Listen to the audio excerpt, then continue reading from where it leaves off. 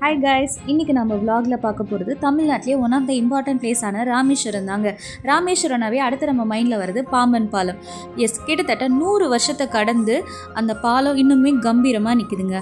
அதோட தொன்மை கருதி அதுக்கு பக்கத்துலேயே இன்னொரு புது பாலம் கட்டியிருக்காங்க.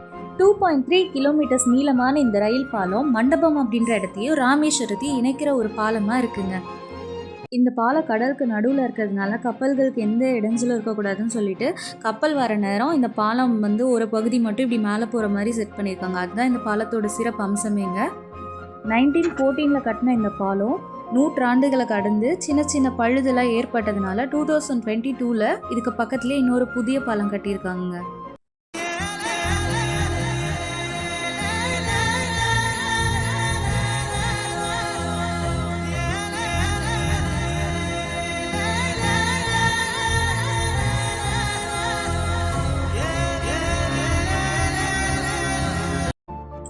இந்த கோயில் தாங்க ராமேஸ்வரத்தில் இருக்கக்கூடிய முக்கியமான கோவிலான ராமநாத சுவாமி திருக்கோயில். நாங்கள் அப்படியே அங்கே சாமி கும்பிட்டு அடுத்ததாக நாங்கள் வந்த இடம் தாங்க ராமர் பாதம். ஒரு சின்ன மலை மாதிரி இருக்கும், கொஞ்சம் ஸ்டெப்ஸ் தான் இருக்கும். மேலே ஏறி போனால் ராமரோட பாதங்கள் இருக்கும். ஸோ நாங்கள் அப்படியே அங்கே வழிபட்டுட்டு வெளியே வந்தோன்னா ஒரு சூப்பர் வியூ பாயிண்ட் கிடைக்குங்க. ஆல் ஓவர் ராமேஸ்வரத்தையே இங்கேருந்து பார்க்குற மாதிரி இருக்கும். நம்ம இங்கேருந்து பார்த்தா நம்ம ராமநாத சுவாமி கோயிலோட கோபுரம் கூட தெரியுங்க. ஆக்சுவலி அந்த கோயிலை பற்றி இன்ட்ரெஸ்டிங்கான திங் இருக்குது. இங்கே வழிபடுற முறையே புதுசாக இருக்குங்க. நாங்கள் அங்கே ஃபோட்டோஸ் வீடியோஸ் எதுவும் எடுக்கல. பிகாஸ் ஃபஸ்ட்டு போனோடனே நாங்கள் அங்கே அக்னி தீர்த்தம், அதாவது கடலில் நீராடிட்டு அப்படியே உள்ளே வந்தோன்னா 22 புனித தீர்த்தம் இருக்குங்க. ஸோ 22 கிணறு, ஒவ்வொரு கிணறுக்குமே ஒரு மருத்துவ குணம் இருக்குதுன்னு சொல்கிறாங்கங்க. ஸோ அங்கே ஃபுல்லாக நீராடிட்டு நம்ம ரூம் ட்ரெஸ் சேஞ்ச் பண்ணிவிட்டு அகெயின் போய் சாமியை பார்க்கணும்.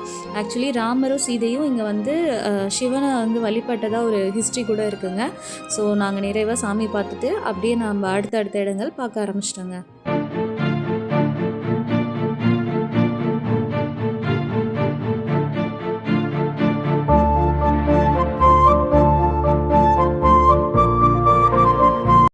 ராமர் பாதத்தை பார்த்துட்டு அப்படியே ஆன் த வேல லக்ஷ்மண தீர்த்தம், வில்லூன்றி தீர்த்தம், தென் பஞ்சமுக ஆஞ்சநேயர் கோயிலாக இருக்குங்க. அப்படியே ஆன் த வேல பார்த்துட்டு நாங்கள் அடுத்ததாக போன இடம் தாங்க தனுஷ்கோடி.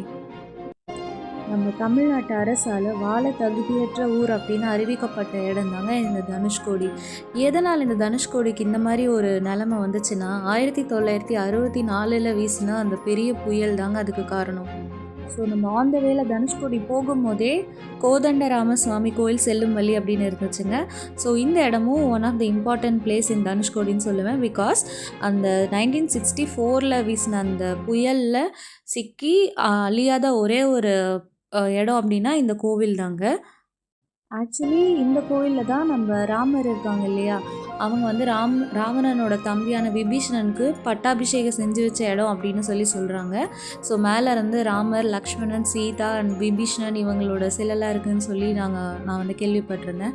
ஸோ உள்ளே போயிட்டு நம்ம சாமி கும்பலாம் அப்படின்னு பார்க்கும்போது சரியான டிராஃபிக்குங்க. உள்ளே ஆல்ரெடி போன வெஹிக்கிள்ஸை வெளியே வர முடியாமல் இருந்துச்சு. ஸோ நாங்கள் அப்படியே வெளியே இருந்துட்டு அந்த இடத்த பார்த்துட்டு அகெயின் நாங்கள் தனுஷ்கோடிக்கு போகலான்னு சொல்லி ரிட்டர்ன் ஆகிட்டோம். நம்ம தனுஷ்கோடிக்கு போகிற அந்த பாதையே ஒரு ரம்யமான பாதை தான். பிகாஸ் 2 சைடுமே கடல், நடுவில் ரோடு, நினச்சி பார்க்கவே சூப்பராக இருக்குல்ல. ஸோ அந்த எக்ஸ்பீரியன்ஸை நான் இவ்வளோ நாள் வீடியோவில் பார்த்துருக்கேன். பட் அந்த ரோட்டில் போகும்போது தான் அந்த என்ஜாய்மெண்ட் தெரிஞ்சுது. முக்கியமாக அந்த கடலோட நிறம் பார்க்க அப்படியே ப்ளூயிஷ் க்ரீன் மாதிரி இருந்துச்சு. ஸோ அதை அப்படியே பார்த்துட்டே போயிட்டுருந்தோம். நம்ம இப்போ போயிட்டுருக்க இடம் ஃபுல்லுமே அழிஞ்சு போன ஒரு இடம் தான். 1964 முன்னாடி வரையுமே இந்த தனுஷ்கோடி ரொம்பவே ஒரு இம்பார்ட்டண்டான ஒரு பிஸியான டவுனாக இருந்துச்சுங்க. பட் அன்னைக்கு டிசம்பர் 23, 1964 அன்றைக்கி அந்த வீசின புயலால் இந்த சைடு இந்தியன் ஓஷன், அங்கே பே ஆஃப் பெங்கால் 2 கடலுமே பொங்கி அந்த ஊரே சின்ன பின்னமாயிடுச்சுங்க. டிசம்பர் 23, 1964 அந்த அன்னைக்கு யாருமே எதிர்பார்க்காத ஒரு பெரிய புயலால் இந்த ஊரில் இருக்கக்கூடிய எல்லா இடமே அழிஞ்சு போச்சுங்க. இதுதான் அப்போது இருந்த தேவாலயம். அண்ட் தென் இதுதாங்க அந்த ரயில்வே ஸ்டேஷனோட மீதி பகுதி. இந்த அன்னைக்கு கரெக்டாக அந்த புயல் அப்போது ஒரு ட்ரெயின் வேறு பாம்பன்லேருந்து கிளம்பி தனுஷ்கோடிக்கு வந்துட்டு இருந்ததுங்க. அதுவுமே 100 பேசஞ்சர்ஸோட கடலோடு கடலாக போயிடுச்சு. ஸோ அதெல்லாம் நம்ம பார்க்கும்போது மனசுக்கு ஒரு மாதிரி கஷ்டமாக இருந்துச்சுங்க.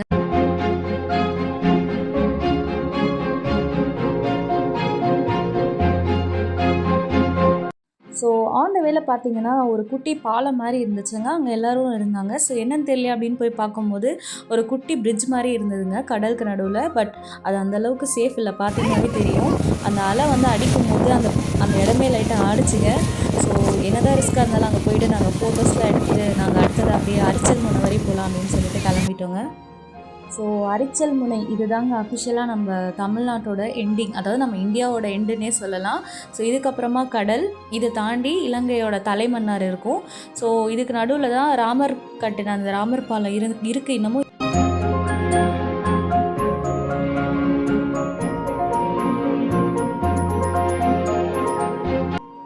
ஸோ நாங்கள் கிட்டத்தட்ட அரிச்சல் முனைக்கு பக்கத்தில் வந்துட்டோங்க. ஒரு 500 மீட்டர்ஸ் தான் இருக்கும். But full க்ரௌடுங்கண்ணா.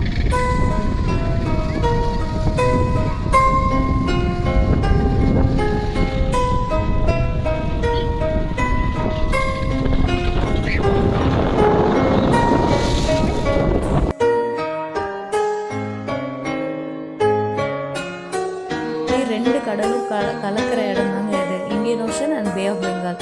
அதுதான் நம்ம அரிச்சல் முனைன்னு சொல்லி சொல்கிறோங்க. ஸோ அந்த அரிச்சல் முனையோட எண்டிங்கில் வந்து பார்த்திங்கன்னா நம்ம அசோக சின்னம் வச்சுருப்பாங்க. ஸோ அந்த ஃபூட்டேஜ் எடுத்தோம், பட் மிஸ் ஆகிடுச்சு. அப்படியே அதையும் பார்த்துட்டு நாங்கள் அப்படியே வரும்போது பார்த்திங்கன்னா 2 சைடுமே பயங்கரமான அலை அடிச்சுது. சைடில் இருந்த வண்டி எல்லாமே வாட்டர் வாஷ் பண்ண மாதிரி இருந்துச்சு. ஸோ அங்கே இருக்கக்கூடிய பீச்சில் அப்படியே ஃபோட்டோஸ்லாம் எடுத்துகிட்டு நாங்கள் கிளம்பிட்டோங்க.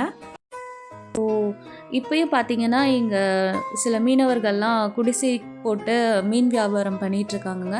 ஸோ இதுதான் அவங்களோட மெயினான தொழிலாகவே இருக்குது.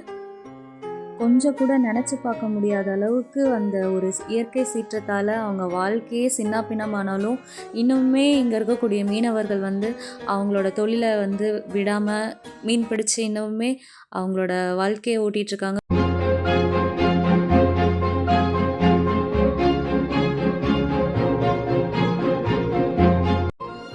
ஸோ நம்ம நிறைய இடத்துக்கு போகிறோம், நிறையா டூரிஸ்ட் பிளேசஸ்லாம் போகும்போது ரொம்ப மனசுக்கு நிம்மதியாக இருக்கும். பட் என்னமோ தெரில, தனுஷ்கோடிக்கு வந்துட்டு போகும்போது ஒரு மாதிரி சோகம் கலந்த ஒரு ஃபீலிங்காக தான் இருக்குது.